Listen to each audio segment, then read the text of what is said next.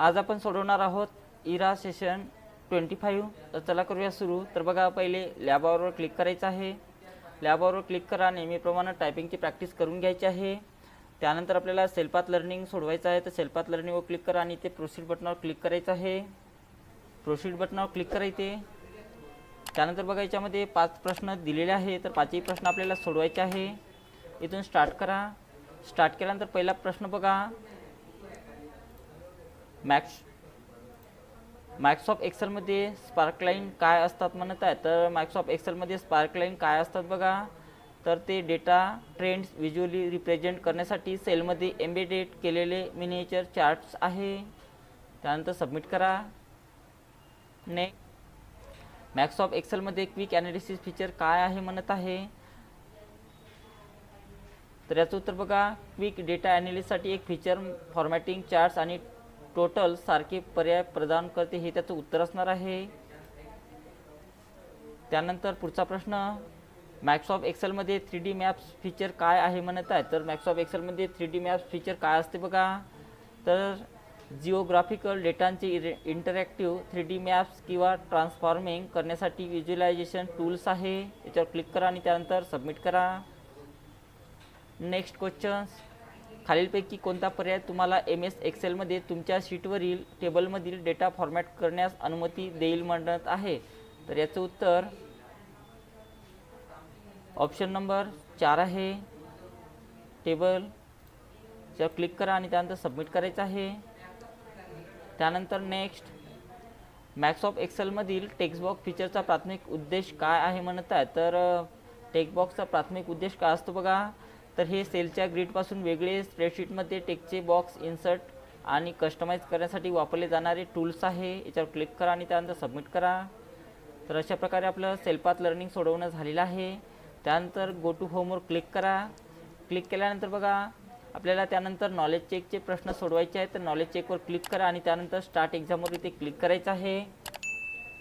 Start एक्झामवर click करा आणि त्यानंतर नेक्स्ट बटनावर क्लिक करायचं आहे। याच्यामध्ये बघा 10 प्रश्न विचारलेले आहे। तर पहिला प्रश्न बघा, जन्म दाखल्याकरिता अर्ज करण्यासाठी तुम्ही कोणत्या वेबसाईटला भेट दिली पाहिजे म्हणत आहेत। तर यासाठी बघा, आपल्याला ऑप्शन नंबर 4 वर क्लिक करावं लागेल। जर तुम्ही जन्म दाखल्याकरिता अर्ज करणारे नवीन यूजर असाल तर रजिस्टर करण्यासाठी कुठल्या पर्यायावर क्लिक करावं म्हणत आहे। तर त्यासाठी बघा, आपल्याला कशावर क्लिक करायचं आहे, जनरल पब्लिक साइन अप वर क्लिक करावं लागेल। त्यानंतर crsorgi.gov.in या वेबसाईटवर नवीन यूजर म्हणून रजिस्टर करण्यासाठी रजिस्टरवर क्लिक करण्यापूर्वी तुम्हाला आवश्यक ते सर्व व्यक्तिगत तपशील आणि डाटा फिल करावे लागेल म्हणत आहे। तर त्यानंतर आपल्याला कॅप्चा कोडसुद्धा त्यामध्ये फिलअप करावा लागेल। एखादा रजिस्ट्रेशन यशस्वीपणे झाले की तुम्हाला डॅशडॅश सूचित केले जाईल म्हणत आहे। तर याचं उत्तर बघा काय असणार आहे। तर याचं उत्तर enter a new password and confirm बटनावर क्लिक करावं लागेल। एकदा रजिस्ट्रेशन यशस्वीपणे झाले की जन्म दाखल्याकरिता अर्ज करण्यासाठी तुम्ही कुठला पर्याय क्लिक केला पाहिजे म्हणत आहे। तर त्यासाठी बघा, आपल्याला ॲड बर्थ रजिस्ट्रेशनवर क्लिक करावं लागेल। प्रश्नांची उत्तरे देण्याव्यतिरिक्त ॲमेझॉन अलेक्सा इतर कोणती कार्य करू शकते म्हणत आहे। तर कोणती कार्य करू शकते बघा, तर प्रॉडक्ट ऑनलाईन ऑर्डर करणे हे सुद्धा करू शकते। किंडल ॲप प्रामुख्याने कशासाठी वापरले जाते म्हणत आहे। तर किंडल ॲप प्रामुख्याने कशासाठी वापरले जातात, तर याचं उत्तर बघा, रीडिंग ई बुक्स आहे। किंडल ॲपमधील कोणते फीचर्स युजर्सला ई बुकचा मजकूर, आकार आणि फॉन्ट समायोजित करण्यास अनुमती देते म्हणत आहे। तर याचं उत्तर ऑप्शन्स 4 आहे, फॉन्ट आणि डिस्प्ले सेटिंग। फोटोमॅथ ॲपचा प्राथमिक उपयोग काय आहे म्हणत आहे। तर फोटोमॅथ याचा उपयोग काय आहे बघा, तर याचं उत्तर स्कॅनिंग आणि गणितीय समस्या सोडवण्यासाठी वापरला जाते।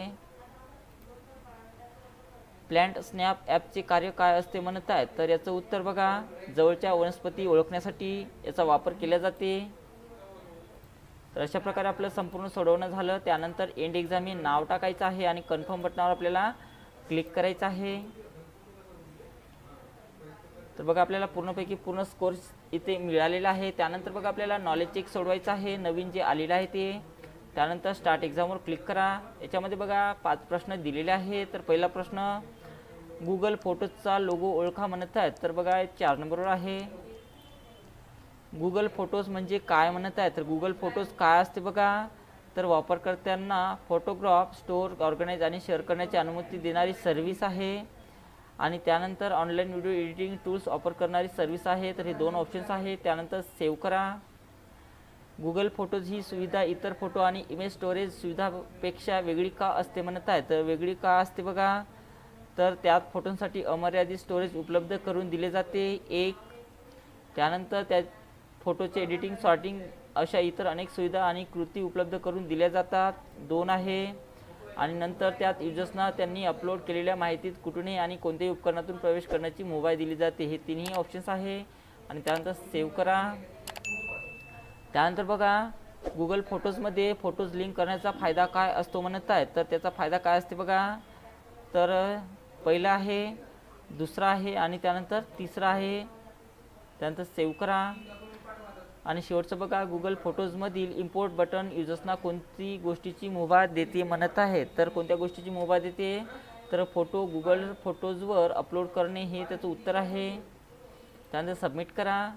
त्यानंतर SIMवर क्लिक करायचं आहे आणि यामध्ये बघा एंड एक्झाम हे नाव टाका आणि कन्फर्म बटनावर आपल्याला क्लिक करायचं आहे। तर बघा आपला स्कोर जो आहे तो पूर्णपैकी पूर्ण इथं आलेला आहे। त्यानंतर आपल्याला guided do it yourself सोडवायचं आहे, तर त्याच्यावर क्लिक करा आणि त्यातून आपल्याला स्टार्टवर क्लिक करायचं आहे। स्टार्ट एक्झामवर क्लिक करा। त्यानंतर नेक्स्ट बटनावर क्लिक करायचं आहे। त्याच्यामध्ये बघा 10 प्रश्न विचारलेले आहे गायडेड डू इट युअर सेल्फचे। तर पहिला प्रश्न इथून चालू करायचा आहे।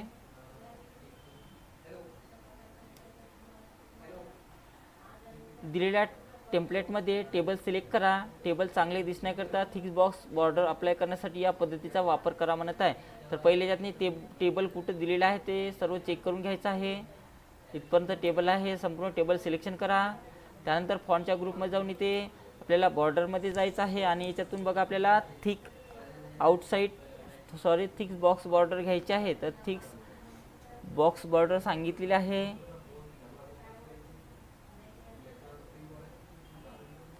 त्यालाच आपण आउटसाईड सुद्धा बॉर्डर म्हटले जाते। तर बॉर्डर घ्या आणि त्यानंतर सबमिट करायचं आहे। ओके करा आणि पुढचा प्रश्न लावायचा आहे।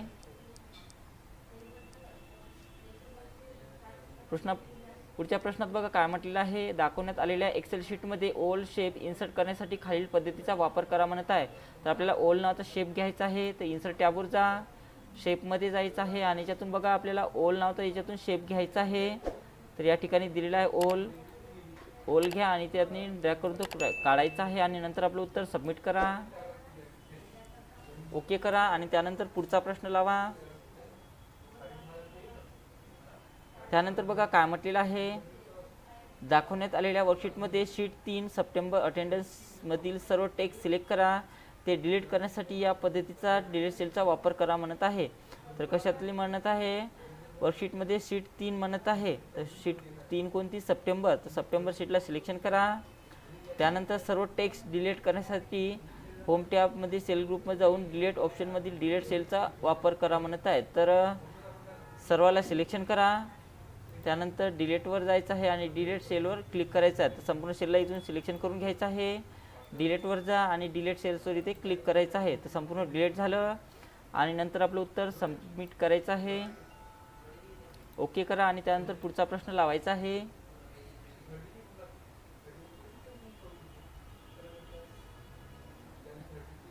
दिलेल्या वर्कशीटमध्ये शीट 2 ला जा म्हणत आहे। तर शीट 2 वर या, लिव्ह टाइप्सवर त्याला आउटसाइड बॉर्डर अप्लाय करण्यासाठी या पद्धतीचा वापर करा म्हणत आहे। तर आउटसाइड बॉर्डर द्यायची आहे या टेबलला। तर पूर्ण टेबल सिलेक्शन करून घ्या। इथून अशा प्रकारे जेवढा टेबल आहे तेवढा सिलेक्शन करा। त्यानंतर याच्यातनी बॉर्डरमध्ये जा आणि कोणती बॉर्डर सांगितलेलं आहे, आउटसाइड बॉर्डर। तर याच्यातून बघा आपल्याला आउटसाइड बॉर्डर इथून निवडायची आहे अशा प्रकारे आणि त्यानंतर सबमिट करा। ओके करायचं आहे आणि पुढचा प्रश्न लावा।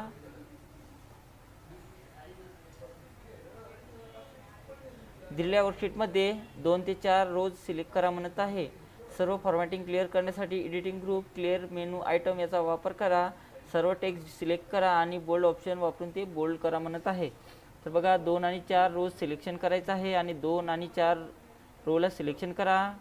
2 आणि 4 रोला सिलेक्शन केलं त्यानंतर काय करा म्हणत आहे, सर्व फॉर्मॅटिंग क्लिअर करण्यासाठी क्लिअरच्या ऑप्शन्समध्ये जायचं आहे आणि क्लिअर आपल्याला मेनू आयटमवर क्लिक करायचं आहे, क्लिअर फॉर्मॅटवर.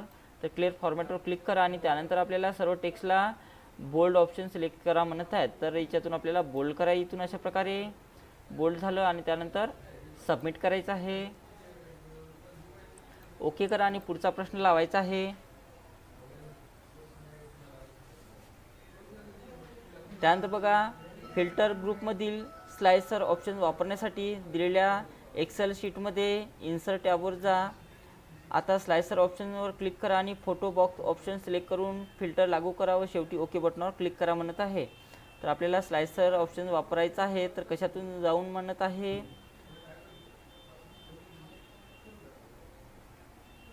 फिल्टर ग्रुपमध्ये म्हणत आहे. तर त्यासाठी काय करायचं बघा,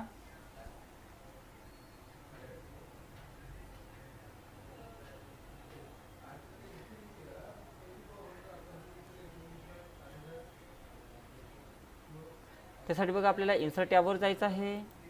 इन्सर्ट टॅबवर क्लिक करा, त्यानंतर स्लाइसर या ऑप्शन्सवर क्लिक करायचं आहे आणि नंतर इथे फोटो ऑप्शनवर इथे क्लिक करा आणि त्यानंतर ओके बटनावर क्लिक करायचं आहे अशा प्रकारे आणि त्यानंतर सबमिट करा. ओके करायचं आहे आणि पुढचा प्रश्न लावा.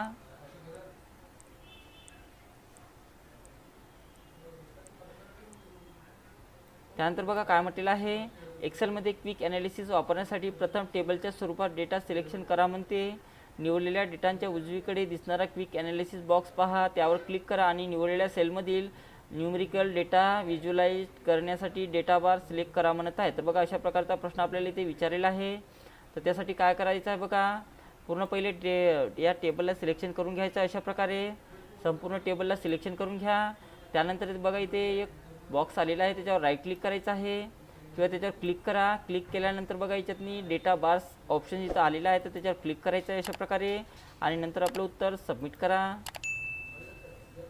ओके करायचं आहे आणि पुढचा प्रश्न लावा.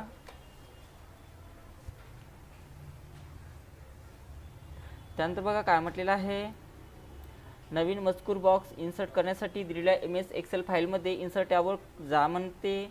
त्यानंतर तुमच्या शीटमध्ये नवीन टेक्स्ट बॉक्स इन्सर्ट करण्यासाठी टेक्स्ट बॉक्स ऑप्शनवर क्लिक करा आणि जानेवारी त्यामध्ये टाईप करायचं आहे. तर बघा त्यासाठी काय करायचं आहे, इन्सर्ट टॅबवर जायचं आहे.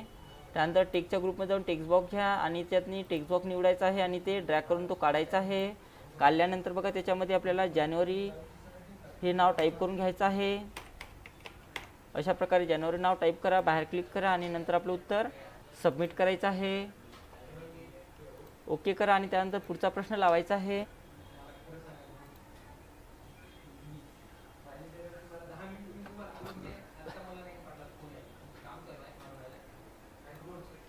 त्यासाठी बघा इन्सर्ट टॅबवर जायचं आहे.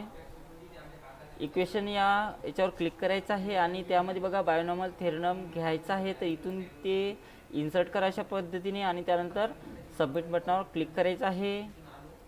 ओके करा आणि त्यानंतर पुढचा प्रश्न लावायचा आहे.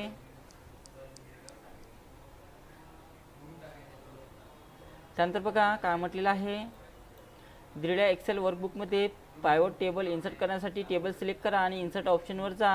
आता पायवट टेबल ऑप्शनवर क्लिक करा, एक डायलॉग बॉक्स दिसेल. टेबल रेंज सिलेक्ट करा, चेक करा, नंतर न्यू वर्कशीट ऑप्शन सिलेक्ट करा आणि त्यानंतर ओके करा म्हणत आहे. तर अशा प्रकारे आपल्याला सांगितलेलं आहे. तर त्यासाठी बघा इन्सर्ट टॅबवर क्लिक करायचं आहे. इन्सर्ट टॅबवर क्लिक करा, त्यानंतर पायवट टेबल इथे क्लिक करायचं आहे. तर पायवट टेबल क्लिक केल्यानंतर बघा आपल्याला काय म्हटलेलं आहे, पायवट टेबल ऑप्शनवर क्लिक केल्यानंतर आपल्याला एक डायलॉग बॉक्स दिसेल, त्यामध्ये टेबल रेंज चेक करा म्हणत आहे. तर टेबलची रेंज याच्यातनी आपल्याला चेक करायची आहे. तर टेबलची रेंज आपण त्याला देऊन देऊ.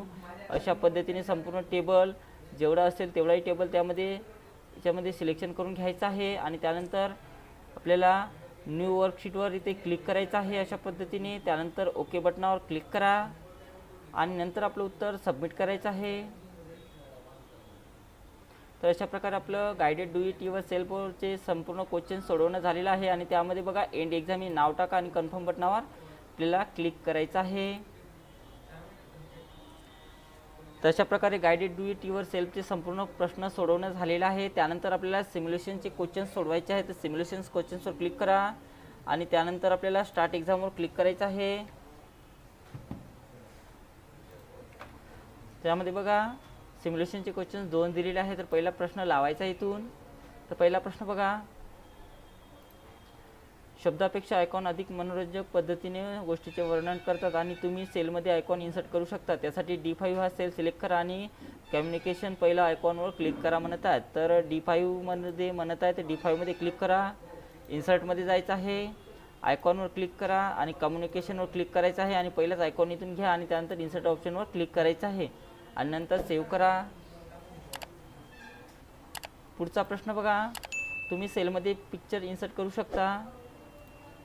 आता C5 हा सेल सिलेक्ट करा आणि त्यामध्ये कंपनीचा लोगो इन्सर्ट करा म्हणत आहे. तर C5 वर क्लिक करायचं आहे, इन्सर्टमध्ये जा, पिक्चरवर जायचं आहे, कंपनीचा लोगो घ्या आणि त्यानंतर इन्सर्ट बटनावर क्लिक करा आणि त्यानंतर सेव्ह करायचं आहे. तर अशा प्रकारे आपल्या सिम्युलेशनचे प्रश्न सोडवायचे आहे संपूर्ण. त्यानंतर त्यामध्ये एंड एक्झाम हे नाव टाका आणि कन्फर्म बटनावर आपल्याला क्लिक करायचं आहे. आणि शेवटचं बघा, सेशन कंप्लीशन टेस्ट सोडवायचं आहे आपल्याला. तर इथून स्टार्ट करा, नेक्स्ट करायचं आहे. त्याच्यामध्ये बघा 4 प्रश्न दिलेले आहेत. तर पहिला प्रश्न बघा, मिडी पोर्ट्स हे इलेक्ट्रॉनिक कीबोर्डसारखी सांगीतिक साधने साऊंड कार्डला जोडण्यासाठीची विशिष्ट प्रकारची सिरियल पोर्ट्स असतात म्हणत आहे. तर बरोबर आहे. मॅक OS हे ॲप्लिकेशन सॉफ्टवेअरचे एक उदाहरण आहे म्हणत आहे. तर चूक आहे. आपल्याला MCRTचे पुस्तक आपल्या केंद्रातर्फे मिळाले आहे का? तर हो आहे, सर्वांना मिळालेले आहे. MCRT पुस्तकामधील अभ्यास आपण कुठे करता म्हणत आहेत? तर आपण केंद्रामध्येही करू शकतो आणि घरीसुद्धा करू शकतो, म्हणून दोन्ही ठिकाणी हे त्याचं उत्तर असणार आहे. अशा प्रकारे आपलं सेशन एंड टेस्ट संपूर्ण सोडवणं झालेलं आहे. त्यामध्ये एंड एक्झाम हे नाव टाका आणि कन्फर्म बटनावर आपल्याला क्लिक करायचं आहे. अशा प्रकारे आपलं सेशन 25 कंप्लीट सोडवणं झालेलं आहे.